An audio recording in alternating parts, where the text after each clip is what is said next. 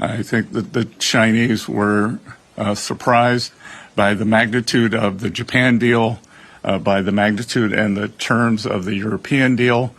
So I think that they're never compliant, but I believe that they were in more of a mood for a wide-ranging discussion. The discussion centered on the two economies. We had a very in-depth report on them on the Chinese economy. We gave a very detailed report on the U.S. economy. We talked about the trade deals that we were doing with other countries. We expressed our concern about Chinese overcapacity globally and what that might mean for this year, for the next few years. We expressed our concern for their purchases of sanctioned Iranian oil, of which they buy about 90%. We also expressed our regret that we believe that they had sold Russia about $15 billion of dual-use technologies. But the overall tone of the meetings was very constructive, and I will pass it over to Ambassador Greer. Thank you. We also reiterated the premise of the President's trade program and trade policy, which is to reduce U.S. deficits, increase manufacturing, and reshore our economy. We made sure that they understood that these are the goals of what the President's trying to do. And again, we expressed our satisfaction that many of our major trading partners have come along with this. President von der Leyen on Turnberry on Sunday, when I was there, she specifically mentioned that the U.S.-EU deal is about rebalancing and trying to rectify the giant EU surplus with us. And so we've been happy to be working so constructively with many of our partners. And we had that kind of a discussion with the Chinese as well. And of course, we were here, in the first purpose to confirm the implementation of what was agreed in London in terms of accelerating the flow of rare earth magnets from China to U.S. companies. And then we were able to discuss further how to make sure that the entire U.S. supply chain, including those that go through third countries, could be accelerated. Thank you. Yeah, and I would say on a personal level, we've developed great respect. Ambassador Greer knows several of their team from the first administration. And again, I think it was the level of momentum and the entire reordering that President Trump has done of the global trading system. So now here you have the two largest economies in negotiation. And as I've said before, and we reiterated to them, we don't want to decouple. We just need to de-risk with certain strategic industries, whether it's the rare earths, semiconductors, medicines, and we talked about what we could do together to get into balance within the relationships. Ambassador Greer has made the fantastic point that for decades the U.S. trading system sacrificed manufacturing for to be able to sell, whether it was ag or natural resources. And now under President Trump, as you've seen with the Japan deal, with the Europe deal, we are able to do both. We are able to reshore manufacturing and also do substantial purchase agreements of U.S. ag and energy. We had Li Changgang speaking to reporters shortly after the end of the talks today, and he mentioned an extension of the pause. Can you give us some details on that, how long that's going to go on for, and how will it work? And if I could just throw in another one, what do you say to lawmakers in the United States and others who are concerned that concessions on export control on items like chips for AI will jeopardize U.S. national security interests? Well, I'll take the national security question, and then Jameson could talk about the pause.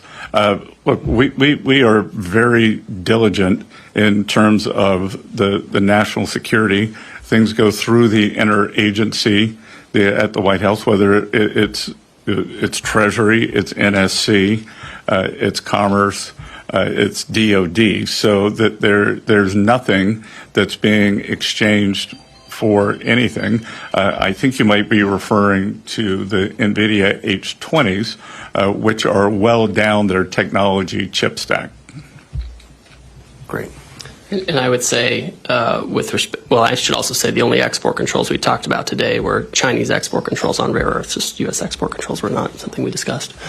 With respect to a potential pause, we're going to head back to Washington, D.C., and we're going to talk to the president about whether that's something that he wants to do. It's certainly something that's been under discussion, and so we'll brief the president on the outcome of this, and we'll see if there are any. We have further technical discussions that are happening right now as we speak among the teams, and so the president can make a final call on whether that's something that he wants to do. Decision made today. Not on our side. Well, I'll just repeat that China is the most imbalanced economy in modern times. And I think they're 30% of global manufacturing. They have a 2% current account surplus of global GDP, which we've never seen before, or probably not since the 1870s with the British Empire. And that's not sustainable.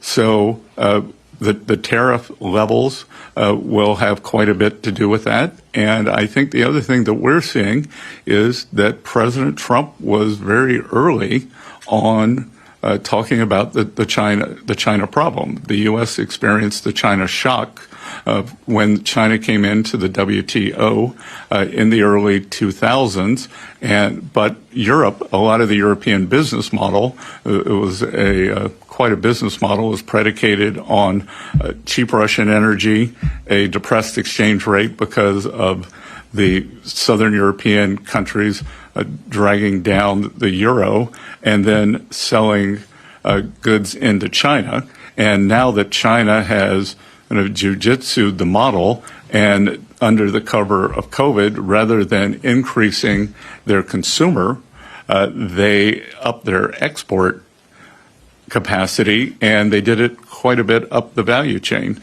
So, we'll see over time. But my guess is that over time, that the other economies, developed economies, will start increasing their tariff barriers, and the global South, they just can't absorb all this Chinese production. I would say also, when you ask about what tools can be used to deal with this, this is part of the reason why the president implemented his tariff program. Right now, if you look at the numbers, we're still tracking an annual trade deficit with China. But if you extrapolate it out from the numbers we have so far it looks like it's going to be at least $50 billion smaller this year. So that's some progress already. With respect to the Section 232, this came up during discussions. The Chinese asked us about it. What's the plan? What's the timing? We shared what information we could. You've heard President Trump talk about this publicly, which includes, discussion of, having a situation where you start with a lower tariff, but then you go to a higher tariff at some point to try to bring back manufacturing of pharmaceuticals or semiconductors. These are global actions. They don't target the Chinese. They don't target any particular country. They'll be applied globally. There aren't any exceptions or exemptions for particular countries. And what's the biggest concession they've made? That the Chinese have made? Well, I would say they blocked all of their rare earth magnets, and now we're getting them. Cao Jie from Phoenix TV, Hong Kong. I believe you discussed a range of topics with your China counterpart in these 2 days. But compared to Geneva and London, do you think is there any questions or issues are becoming tougher and toughest to negotiate? And as you mentioned that the U.S. is trying to convince China not to keep buying the oil, gas from Russia or Iran, will be the kind of new conditioner for the future round of the talk between U.S. and China. And also, I want to know, since U.S. government has pushed the tariff globally, to say push the tariff to a very high peak since 1930, as some newspapers said. But so both of you, do you think it will be concerned by the U.S. people about the potential inflation pressure and also the local economy. Do you believe will it be more or less slow the economy for the U.S.? Well, there's a lot to unpack there.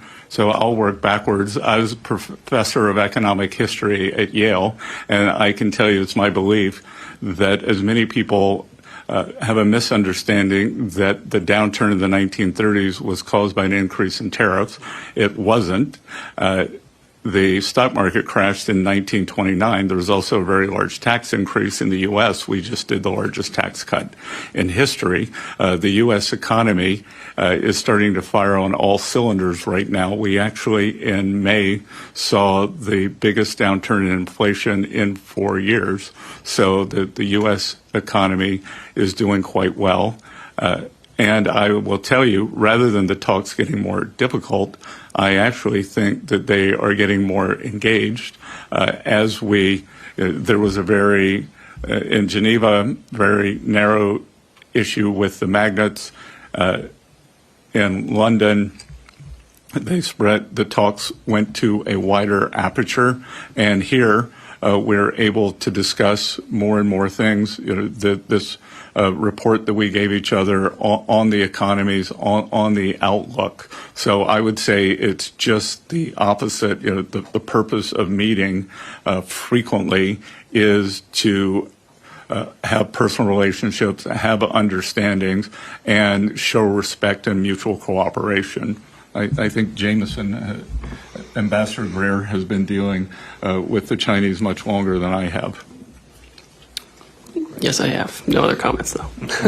Great. Hi, thanks. Secretary, question about Russian oil. As you know, the president has threatened possible tariffs on countries that continue to buy Russian oil 100%. China is the largest purchaser of that commodity. What was your message to the Chinese about Russian oil? Did you tell them that they're on notice, they need to start to pull back? Well, we described, it's not just the president, what is making its way through the U.S. Senate, and hard to imagine anything could get 80 or 90 bipartisan votes in the U.S. Senate, is a bill that will give the president discretion to apply secondary tariffs on sanctioned Russian oil from, I believe it's from 0 to 500%. I believe he's used 100%. And we've heard from several of our European counterparts, NATO allies, even Canada.